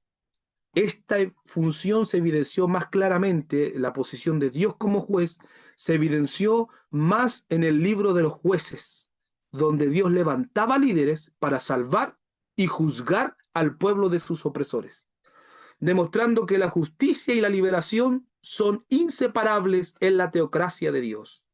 El tercer punto que toca Isaías es que Jehová es nuestro rey, el poder ejecutivo, el soberano, el que reina, el ejecutor de la voluntad. Función teocrática. Dios ejerce la autoridad ejecutiva, el dominio total y directo sobre la nación. Dios tiene la última palabra. Esa es la palabra del rey. La implicación teológica que tiene esto de la teocracia, Dios es rey, es la esencia de la soberanía. Él dirige los asuntos, Él provee la defensa, Él establece el destino de la nación. Salmos capítulo 47, versos 7 al 8, dice, porque Dios es el rey de toda la tierra. Cantad con inteligencia. Reinó Dios sobre las naciones. Se sentó Dios sobre su santo trono, dice el salmista. La realeza de Dios es inherente a su ser. Dios es rey por inherencia, por esencia, pero se manifestó tangiblemente, ¿dónde? En Éxodo y en el Sinaí, donde la naturaleza y las naciones, la naturaleza me refiero cuando abrió el mar, ¿cierto? Y las naciones me refiero a Egipto y los pueblos que se pusieron en contra de Israel, sufrieron este poder absoluto, esta soberanía de Dios. Éxodo capítulo 15, verso 18 dice, Jehová reinará eternamente y para siempre. Esa es una afirmación que hizo el pueblo de Israel. La belleza de Isaías, hermano mío, es que estas tres funciones que acabo de desglosar coexisten en una sola persona, en Dios mismo. Y en los gobiernos humanos, hermanos queridos, estos tres poderes están separados. Lo podemos ver en el gobierno de Chile. Está el poder ejecutivo, está el poder legislativo y está el poder judicial. Y los tres están separados. Pero lo que nos muestra Isaías es que en la teocracia no hay necesidad de separación, porque el rey es inherentemente justo y bueno. Su ley es perfecta, su juicio es equitativo y su gobierno es redentor. Veremos ahora las fases históricas donde usted verá cómo Israel, escuche bien por favor, cómo Israel intentó, pero fracasó, replicar estas funciones humanamente. Sacerdotes, jueces y reyes. La fase histórica de la teocracia en Israel. La teocracia directa que podemos ver en el libro de Jueces, por ejemplo. Fue un fracaso, hermano querido, en el tiempo de los jueces. En el capítulo 21, en el versículo 25, sale resumido el fracaso humano. Dice, cada uno hacía lo que bien le parecía. Sus historias son brutales. Vivían una época oscura, confusa, de violencia. Pero imagine, y grave es eso, la lealtad a Jehová les traía siempre unidad y victoria. En el tiempo, ellos volvían a sus dioses falsos y vivían apostasía, vivían opresión. Dios levantaba un libertador, los liberaba. Y esa lealtad a Jehová provocaba victoria, ¿ya? Pero hay un pequeño libro, este es un entre paréntesis, llamado Ruth, de la misma época de Jueces, en que el librito nos demuestra que había bondad y fidelidad de Dios durante este periodo tan cruel de los jueces. No todo era idolatría, no todo era sanguinario, sino que en esa teocracia de Dios había gente que obedecía, ¿cierto?, a esa teocracia divina. Hay un comentarista que sale en el libro de Pablo Hoff y dice, esta hermosa obrita, el libro de Ruth, esta hermosa obrita nos pinta un cuadro de las santas bendiciones que descienden sobre la vida social y doméstica de cualquier época, cuando prevalece el amor y una fe sencilla. Ahí vemos, ¿cierto?, cómo Dios se mueve en medio de tiempos muy malos. Se movió en el tiempo de Ruth, que era un tiempo malo, pero vemos cómo la bendición de Dios, la fidelidad de Dios, trajo unidad en una familia, trajo bendición y trajo redención. La teocracia, hermano querido, en la monarquía, cómo Israel intentó replicar el reinado de Dios y reemplazar a Dios. En 1 Samuel capítulo 8, el pueblo rechaza a Dios como juez, como rey visible de su nación, y ellos piden rey como las demás naciones. Y se establece la monarquía de Israel como régimen mediador, ¿ya? Que el rey es el vicegerente de Dios. La figura más destacada de este tiempo de la monarquía de Israel es el rey David, cuando Dios pacta y promete que su trono será para siempre. Primera de Reyes capítulo 9, verso 5. Yo afirmaré tu trono, yo afirmaré el trono de tu reino sobre Israel para siempre. Pero ¿sabe qué? David falló, cometió pecado, al igual que Saúl, al igual que Salomón y los distintos reyes que hubo en Israel. Todos hicieron lo malo, tuvieron fallas. Y eso es porque el pueblo quiso, ¿cierto?, deshacerse de alguna manera de la teocracia de Dios. Y llegaron a un momento en que fueron exiliados a Babilonia, y aquí vemos el intento de la teocracia sacerdotal en el periodo post-exilio del imperio babilónico. Cuando Israel quiso volver a su tierra, ¿cierto? Volvió a la tierra bajo Nehemías, ¿cierto? La monarquía desapareció de Israel. Ya no tenían rey. Estaban bajo soberanía de otras naciones. Y en este caso Nehemías fue delegado por el rey para ser gobernador. Y el sumo sacerdote asumió la autoridad no solo de asuntos religiosos, sino que también civil y política interna. Ejerció una autoridad teocrática.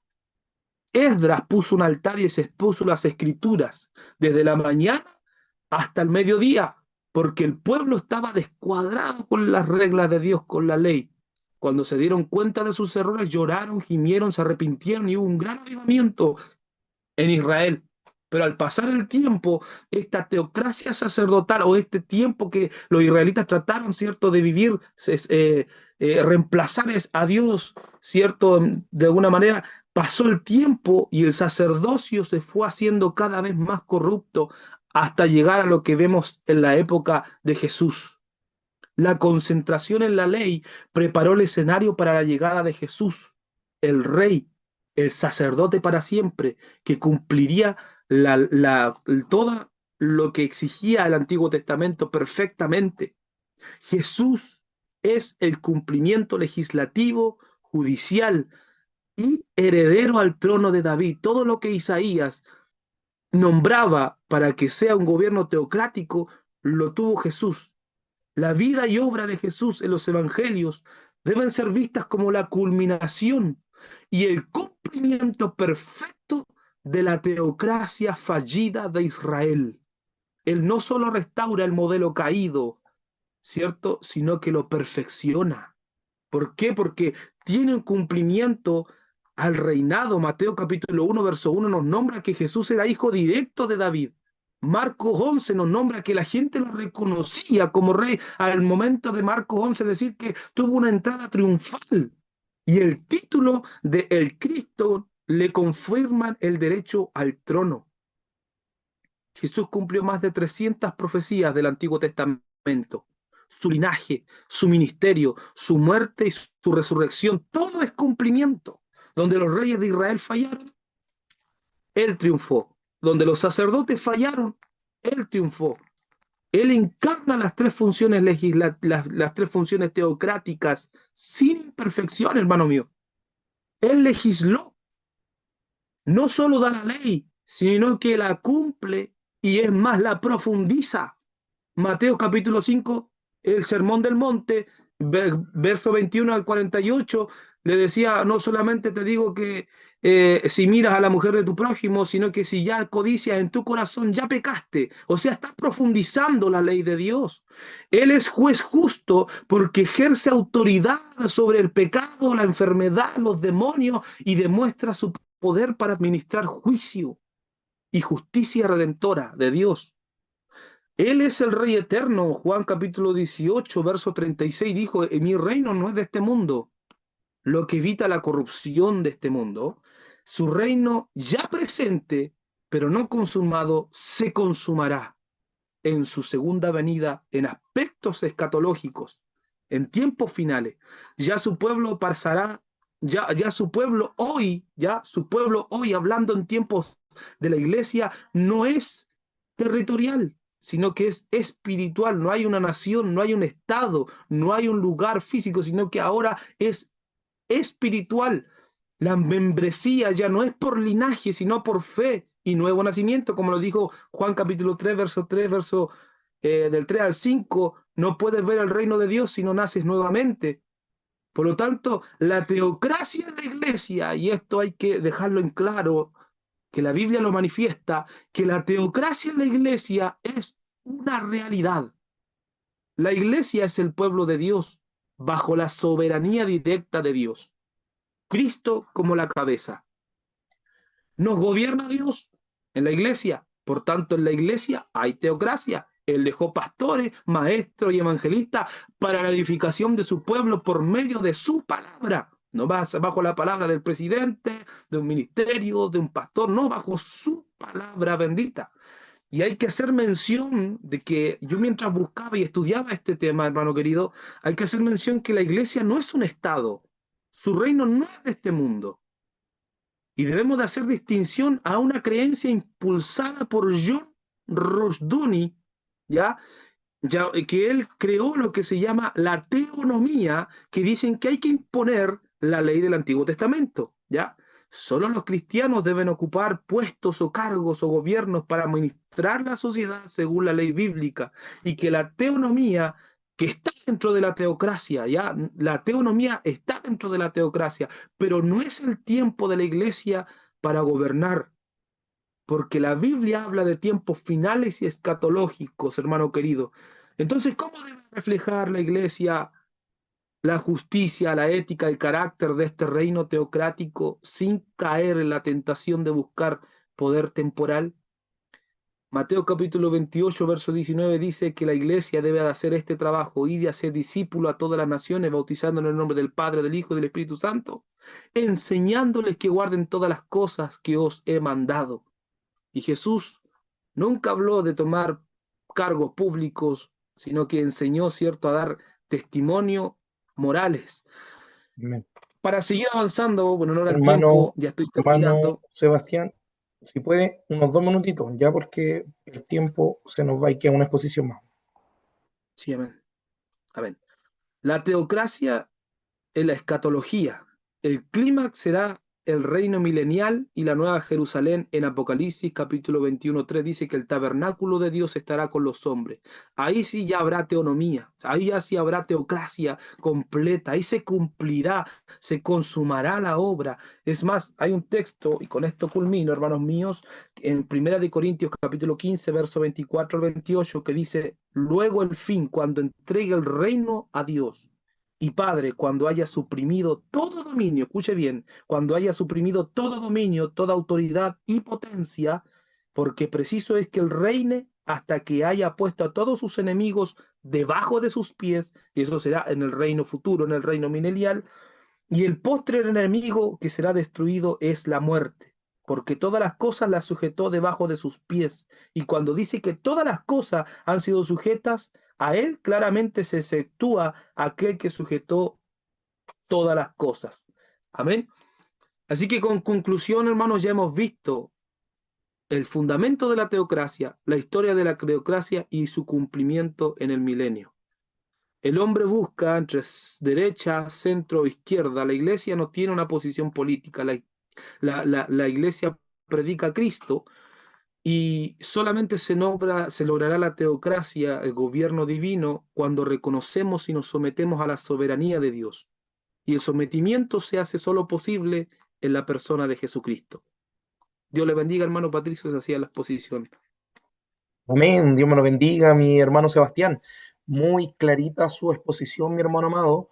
Bueno, aplicando un poquito más lo que él exponía, sabemos que Dios de forma directa, ¿no es cierto?, emana su atributo a través de las leyes morales que Dios le dio y le estableció a la nación de Israel. Entonces, es un punto muy lindo como lo tocaba mi hermano Sebastián, cómo a través de su carácter Dios se da a conocer a través de lo que Él es un Dios santo. Así que mi hermano Sebastián, muy bien, no sé si usted tiene el trabajo en Word o en PowerPoint para que Amén. después podamos Sí, lo enviarle al tengo. grupo, ¿ya? Recuerde, yo siempre digo Apocalipsis capítulo 2, versículo 27, cuando dice, ¿no es cierto?, que Él reinará con justa vara. Así que ahí se va a cumplir, como decía mi hermano Sebastián, ya al 100% Él, ¿no es cierto?, el gobierno teocrático en Cristo Jesús, Señor nuestro. Amén. Así que Dios le bendiga, mi hermano Sebastián. Muy bien su presentación, clarita. Amén. Le invito a todos los hermanos también que puedan subir. Y por honor al tiempo, sería imparcial darle, ¿no es cierto?, 14 minutos a mi pastor Josué. Mi pastor Josué, ¿está por ahí? Mi pastor amado. Amén. Mire, mi pastor Josué, por amor, bueno, y por respeto a su persona, le gustaría, ¿a dónde está mi pastor? Se me fue por acá. Mi Aquí pastor estoy. Josué, le gustaría exponer ahora, y yo sé que hay hermanos, con respeto, porque ya estamos, mire, atrasados ya en 2 minutitos para usted, o lo dejamos para el miércoles, No, mejor lo dejamos para el miércoles, hermano. No hay para que problema. pueda hacerlo, claro, para no ser imparcial y restarle minutos a usted. ¿Ya? Entonces lo dejamos, hermano amado, a mi pastor, le pedimos, rogamos su, bueno, perdón, mi pastor, si esta vez no pude exponer, porque lo ideal sería darle tiempo, como corresponde. Ya para la otra clase, para el día miércoles, mi pastor Josué, si puede traer una exposición más amplia, le vamos a beneficiar eso para usted, ya que se pueda con toda libertad desarrollar su exposición, ¿no es cierto?, que es adoración en un contexto bíblico. ¿Ya, mi pastor Amén. Josué? Así que Amén. vamos, ¿no es cierto? Y que nos disculpe. Amén.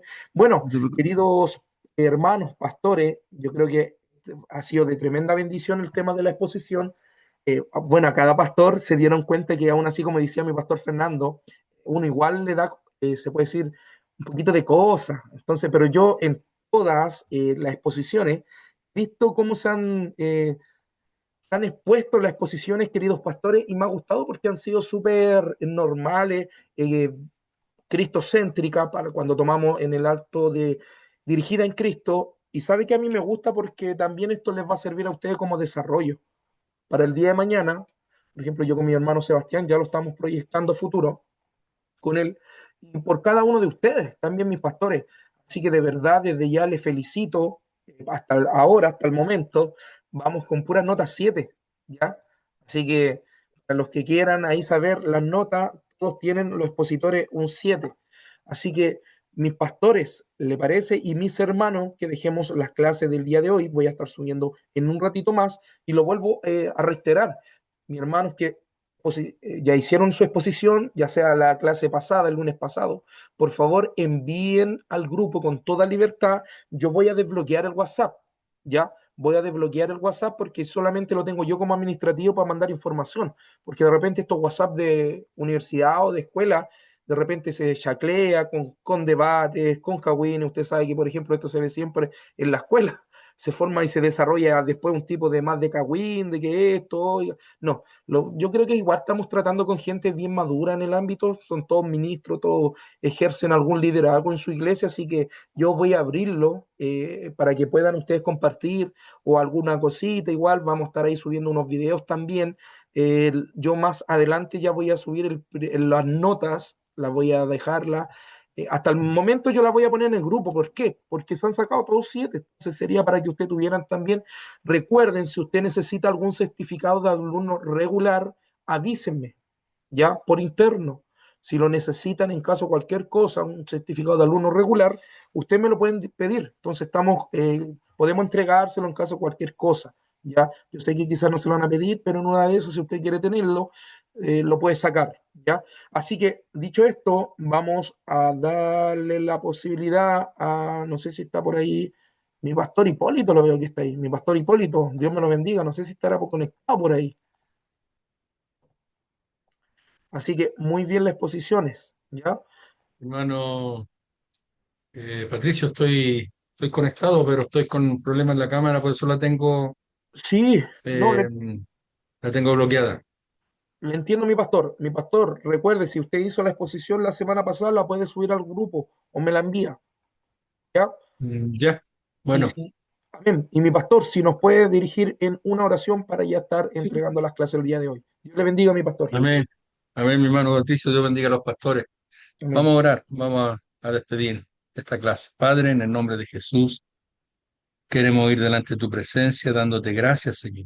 Gracias por tener esta instancia de cada día aprender un poco más de tu palabra. Ayúdanos, Señor, cada día a hacerlo de la mejor manera para que así, Señor, también podamos servir de mejor manera, Señor. Bendice a los expositores de este día, Señor amado. Ayúdales cada día, Padre, y también prepara a los que vienen la próxima semana, Dios mío. Gracias por esta clase, gracias por el profesor, gracias por las exposiciones que se han hecho en esta tarde, Señor. Bendícenos, ayúdanos, glorifícate en nuestras vidas, Señor amado, para que de esa manera podamos, Señor amado, ser mejores pastores, mejores ministros, mejores expositores, para ser mejores cristianos, Señor. Gracias por todo en el nombre de Jesús. Bendice a cada uno de los participantes de este día. Te lo pedimos en el nombre del Padre, del Hijo y del Espíritu Santo. Amén. Amén. Amén y amén. Gloria a Dios.